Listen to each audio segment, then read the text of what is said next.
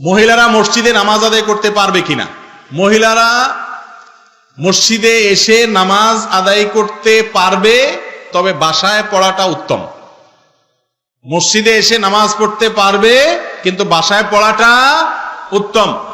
নবী করিম সাল্লাল্লাহু আলাইহি সাল্লাম থেকে পরিষ্কার হাদিস বর্ণিত হয়েছে, লা তামনাউ ইমা আল্লাহি মাসাজিদ আল্লাহ, তোমরা আল্লাহর বান্দীদেরকে আল্লাহর ঘরে আসতে বাধা দিও না। আবার এই কথাও আছে, ওয়াবুয়ুতুহুন্না খায়রুল লাহুন্না, সম্ভবত আবু দাউদের হাদিস, ওয়াবুয়ুতুহুন্না খায়রুল লাহুন্না, তবে মেয়েদের জন্য তাদের বাসাবাড়িতে সালাত আদায় করাটা অধিক উত্তম মসজিদে পড়ার চাইতে। নবী করিম সাল্লাল্লাহু আলাইহি সাল্লামের পেছনে আদায়কারী এক মহিলাকে তিনি বলেছেন যে তোমার জন্য উত্তম হয় তোমার বাড়িতে আদায় করা। তিনি এক হাদিসে বলেছেন, মহিলারা তাদের বাড়ির চৌহদ দিতে এরিয়াতে পড়ার চাইতে ভেতরে পড়া উত্তম।